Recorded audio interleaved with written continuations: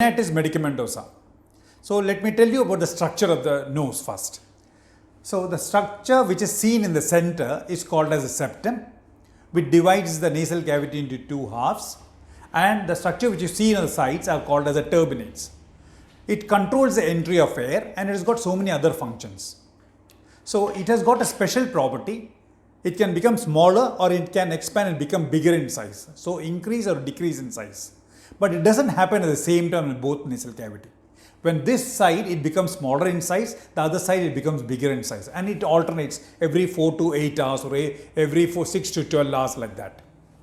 So in case when a patient has got some nasal complaint, say, and it's a chronic complaint, like chronic rhinitis, chronic rhinosinusitis, sinus problems, or allergic rhinitis or vasomotor rhinitis, in all these conditions, patient gets little block as well as he gets watery discharge also.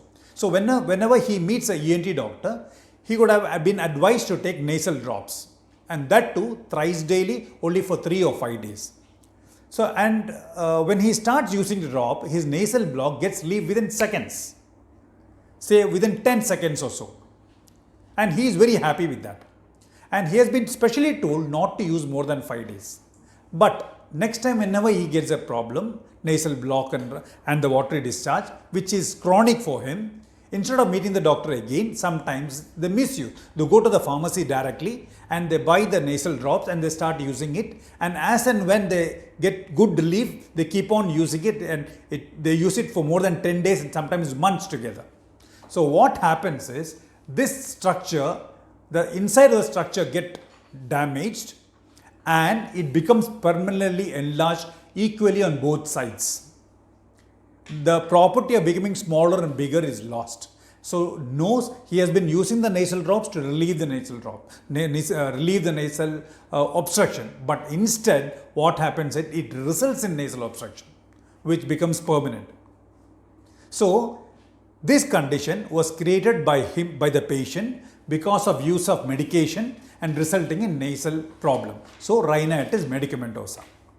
So if you see the complaint of the patient, he says, when he comes to us with this complaint, he says he has got a nasal block, and when you ask in detail, he says he has been using for so many days or so many months. So if you ask him, do you have sneezing? He says no. Do you have a running nose, watery nose? He says no. Do you have a headache? He said yes. Because when nose is completely blocked, maybe he'll get some headache. So we will do a nasal endoscopy first. In that nasal endoscopy, the structures which I have shown you before, which are called as turbinates, it will be enlarged on both sides and it is blocking the nose. So now we'll do a small test. This is called as a decongestion test. Here we will place cotton on both sides, layer by layer, at least 2 or 3 on each sides, with some medicine, and see how much of the obstruction is relieved. So before placing the cotton with the medication, we'll do an endoscopy and find out how much the terminates are occupying the nasal cavity, means how much it is obstructing. And after removal, we'll check the endoscope with the endoscope again to see how much it is relieved. Suppose he has got a very good relief with that, that means there are very high possibility that he may become okay with medications alone. But if there is very less improvement and that improvement lasts only for few minutes only, then the chances of his improving with medication alone is becoming less. Now let us see how do you manage these type of patients. So the first main problem is why he has been using this nasal spray for long. Say because he has got allergic rhinitis, rhinosinusitis, vasomotor rhinitis, or chronic rhinitis. Whatever it is, we have to come to a diagnosis and we have to treat that condition. At the same time, we have to ask him to stop the drops, which is very, very difficult for him because he will not be able to sleep that night. So what I usually do is, I will supplement the drops with a pediatric drop. That means almost half and half the strength of that, what he is using. Because if we say don't use it, he cannot stop it suddenly. So we have to slowly taper it off. So I tell them, please use pediatric drops for a period of 5 to 7 days. Followed by that, you have another drops called mini nasal drops, which is used for patients between the age of 3 and 5. or less age group also. So again the strength comes down by half. So slowly we are tapering the dose and making it come down, and simultaneously I will give him nasal wash and nasal spray. Nasal spray is nothing but steroid nasal spray. Don't be afraid of steroid because this is only locally applied. So it doesn't have, its absorption is very less. So it doesn't have much of systemic effect. So how to use a nasal spray and nasal wash? Please watch my video in YouTube itself. You watch my video, you have to type Dr. Zakir Hussain ENT nasal spray or nasal wash. You'll get all you need to know about it. Now, in some conditions, we'll be forced to use oral steroids at the same time. So, oral steroid, it's really very good strong medication. It has got a long list of side effects also. But all the side effects, the chances of having side effects increases when the duration of using this drug is more. So I am going to give you the drug only for about 3 weeks to 4 weeks, approximately 3 weeks, say 20 days. So suppose you need a dosage of 60 milligrams on the day 1. So 60 milligrams, that each tablet, it comes in the form of 5 milligrams or 10 milligrams or 20 milligrams. So 60 milligrams means if it's 20 milligrams, it will be 3 tablets in the morning. So 60 milligrams in the morning, one time after breakfast. You take the same thing for 5 days, followed by decrease the dose to 40 milligrams, subsequently next 5 days, then again decrease the dose to 30 milligrams, next 5 days, then 20, then 10, stop like that. So say like 20, and within 20 or 25 days, the whole course is over. So this has to be taken morning after breakfast. So you don't have to take nothing in the afternoon, nothing in the night. Now, to prevent acidity, you have to take omeprazole or any proton pump inhibitor before food along with the steroids. Let me tell you a few side effects of steroids. If you are hypertensive, your BP is going to shoot up. If you are diabetic, the blood sugar is not going to come under control. If you have cataract, the chances of increasing the cataract is going to be more.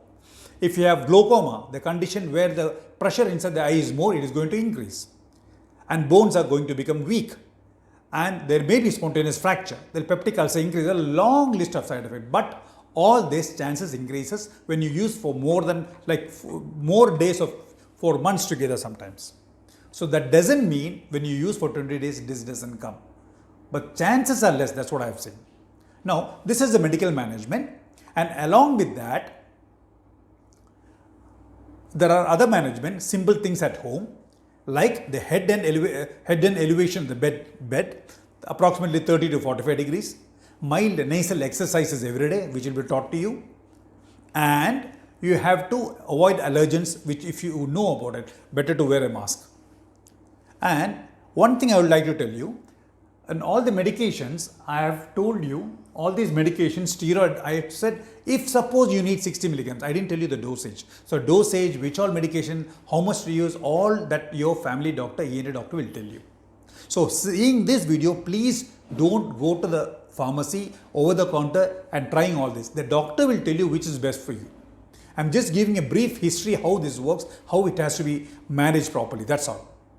Now, sometimes what happens, in spite of all this medical treatment, the patient doesn't improve because the turbinates are damaged and it doesn't come back to normal. And there is nasal obstruction too.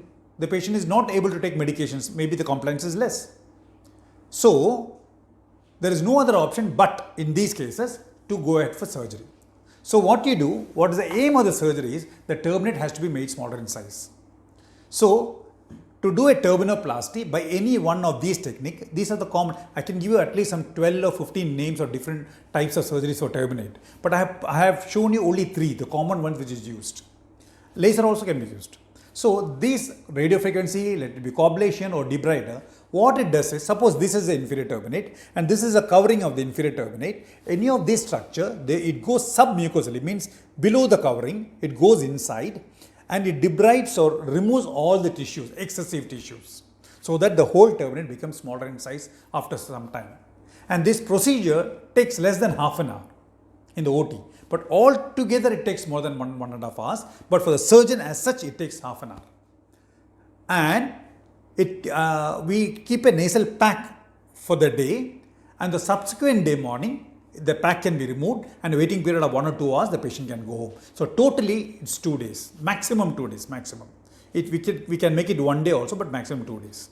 So this is how rhinitis medicamentosa is being managed. Thank you so much.